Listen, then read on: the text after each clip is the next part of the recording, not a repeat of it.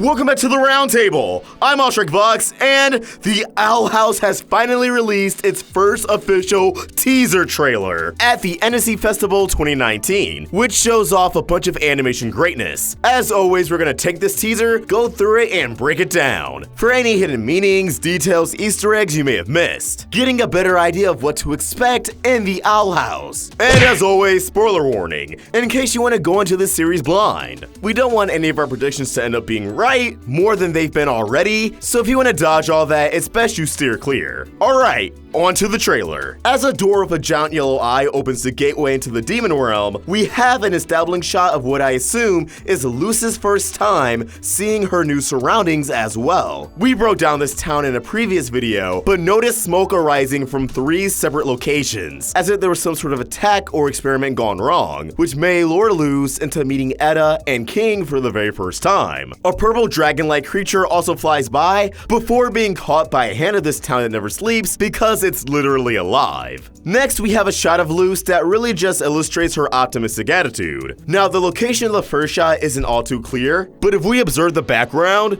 we can see a drawing of a forest with 2 trees that are colored exactly like the trees outside the window, and a framed picture of what could be 2 or 3 people. The one on the bottom right actually resembles Luce, so I wonder if this is her own house before entering the demon realm. Or, more likely, this is her room in the Owl House after settling in with Etta and King. The framed picture being of Luce and her mother, which she conveniently packed before whisking off to the demon realm. The string of lights also makes me think this is Luce's room and reflects her personality. A green 7-eyed beast with 2 tentacles and horns waves to Luce as it sinks its head down into the water. I think this will mainly serve to show Luce and the audience how weird and freaky the demon realm truly is. Just because you're not in constant danger doesn't mean you're immune to the supernatural encounters. I feel like this is some sort of sea monster or demon for some sort of folklore, but my research brought up nothing. Etta opens up the curtains from what I assume is her home, looking a bit startled and confused, with a just as startled King following a bit behind her. I assume this will actually be a part of Luce's first encounter with the two. Maybe not the first initial moment, at least they'll give Etta a proper dramatic introduction beforehand, but this could be a scene that leads to a proper friendship, apprenticeship, whatever floats your boat forming. Maybe Luce meets Etta and decides the witch is nothing but bad news, going off on her own, only to get absolutely wrecked by the horrors of the demon realm, returning to Etta and King for help. Etta spins her owl staff, planting it on the ground, her fist on her hips in a more loungy outfit. This may be Etta preparing to start Luce's first lesson, indulging the child in the wonders of witchcraft and magic so she can be better equipped at keeping up with the other kids at school, which we'll get to in a moment. Next, we have King at a beach landfill, judging by the pile of garbage behind him, pointing in a certain direction forward of him. Not sure what he's pointing out with this little context, but perhaps we could actually be seeing a beach cleanup?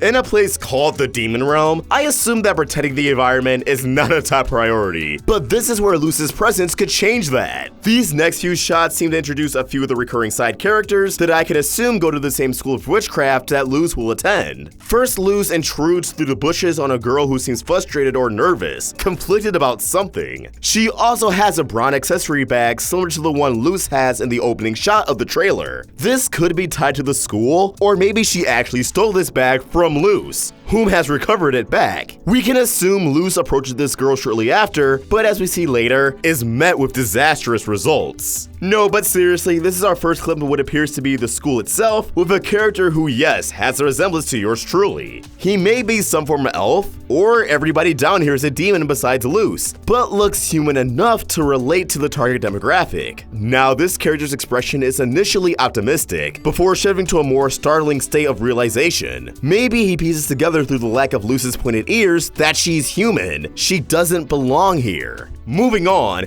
we have a character we actually already know a little bit about, Amity Blight, who the creator Daniteris drew and named on a charity stream not too long ago. A gist of the character is kinda given with this one shot alone. Reading up on Magic 101 and wearing a gold star that reads top student, it's clear that when it comes to the books, Amity is not a force to be reckoned with. She may actually be a tsundere type character. Tsundere is a Japanese term for a character development process that describes a person who is initially cold and sometimes even hostile before gradually showing a warmer, friendlier side over time. Amity actually reminds me a bit of Dana Terrace herself, dyed hair with brown roots, which is actually pretty cool if you ask me. Now, my personal theory is that Amity's academic achievements has a deeper meaning than what we initially perceive. Maybe it's expectations placed onto her by her superiors. Maybe she wants to master magic to save someone or avenge something. Either way, I can already see the vast amount of love viewers will shower upon her. However, I don't think that Gold Star will stay forever. Next, we have some Doctor Strange shenanigans, with Etta making the motions of a ring with her finger as one forms in real time. We see later in the trailer doing this can actually control nearby objects to perform a particular action. Also notice those bunny slippers. Again, comfy. And a mace to the side? This lady has everything for a lazy Sunday. Amity seems to have animated to life a demon of her own, sitting in a cauldron, as a part of a class presentation or project, which makes sense. A school for witchcraft, a big assignment would be figuring out how to bring to life your own creation, raising the dead, hexes, etc. It seems as if each student will have their own cauldron that will present their own brought to life creature, judging by the one directly behind Amity. In front of an unidentified character, I think it might be King or Luce in a hoodie, if not a brand new character. Etta is in the midst of what appears to be a town market, spinning her staff as a puff of smoke clears out. Assumably, she may have made a dynamic entrance to a potential customer, as she sells what she labels human collectibles. We can see various clocks, a Rubik's Cube, a framed diploma,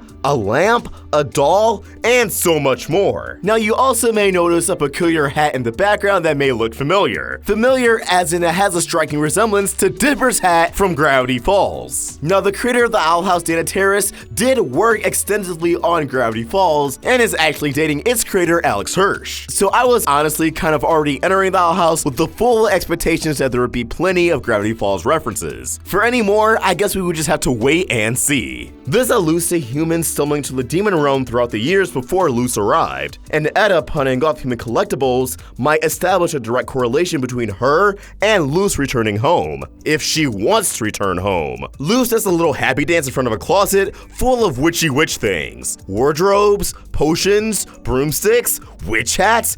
It's a complete Halloween store. I'm assuming her celebration is in awe being surrounded by all these spooky, scary things that she's always enjoyed, finally feeling as if she's in a place where she belongs. Things really pick up as we see Luce breathing in and out with a sword and scabbard. Will we actually see the sword in action? I don't know. Cartoons are weird about giving a character a sword and consistently using it, so my hopes are low, but it'd be a delight. Luce and Etta are seen riding Etta's staff into the wilderness, with a green bindle at the end of the staff, possibly containing Luce's belongings as a myriad of unique flying creatures pass the point of view. Luce and King inspect a dark room in what appears to be a very nice house. On the hunt for something, King looks very engrossed and focused on whatever task they're performing, so I don't believe they're in the Owl House, as he would know his way around, and I don't think the lights would be off. Etta and Luce are seen having a playful moment of Etta trying to attain some object from Luce, who swiftly pulls away as Etta slowly falls to the floor. Etta conjures up a ring once more as Luce, plastered to the window, has a curtain close on her. I'm assuming this is again before Etta accepts Luce as an apprentice, who comes to Etta and King for refuge. Luce and Etta, on their ride from a few shots earlier, sees them encounter a giant bird-like creature. I'm very excited to see the different monsters and species the show has to offer. Luce, wearing two band-aids as if it's eye black or war paint, in the same dark environment her and King were in earlier, holds up a glowing yellow orb. This is likely what the two were looking for in the first place. I believe we actually see the location the two arrive at in this next shot, as they ride a magical disc up to a giant building. The environment has the exact kind of green color grading that's found inside the dark building. Luce is pulled in by the girl from earlier, who's revealed to harbor green glowing vines, reminding me of Poison Ivy. The girl's glasses are also glowing green. Perhaps this girl is casting a spell, using some form of dark magic, or perhaps she's possessed by some sort of plant spirit. Either way, I think it's likely Luce is going to approach her with camaraderie, extending a helping hand, only to be met with complete and utter violence. Etta runs to the rescue, swiping a giant green slug-like beast along the way. Now, I would actually like to pause for a moment and discuss the animation in these few shots. From Luce being pulled in, the focus of the girl with the glasses and her glowing green eyes, and Eda running to the rescue, swiping the slug-like beast along the way. These shots are actually a great example of the show's two animation studios. The same two animation studios who handled Star vs. the Forces of Evil, Studio Rough Draft and Studio Sugar Cube. The shots I reference in particular are Studio Sugar Cube, who, just like with Star, seem to have a much more flash feel to their approach. The lines are a lot thicker, and the movements feel a lot more motion-tweened. Now, I don't want to knock any animation studio, but it certainly does feel a lot cheaper than Rough Draft, which is much more hand-drawn and a lot more prominent throughout this trailer. I do think it may suit this art style a lot better than Star did, but it's still kinda sad because when it comes to Disney shows, Rough Draft typically delivers some of the best episodes of those series. Plus, I'm just a sucker for hand-drawn animation as opposed to motion-tweened animation. Moving on from that, King turns around in that same green spooky environment from earlier. The expression on his face tells me that he likely notices that they are not alone. And if I had to make a guess based on the tropes and the color grading, I assume that they encounter a ghost. But with everything we've seen so far, anything is possible. Anything. At the human collectible stand, Eda quickly swipes her staff as if she's nailing whoever's at the booth right in the face. While I'm not sure why she would do this, we love a woman who can kick our ass. Eda for Best Waifu 2020. Speaking of Eda, we then see her, in the rain, protecting herself with a yellow bubble, which kind of reminds me of Steven's bubble powers from Steven Universe. Assuming she is just protecting herself from the rain, she could be showcasing to Luz the more everyday practical effects of magic, like how to apply magic when you don't have an umbrella, or in this case,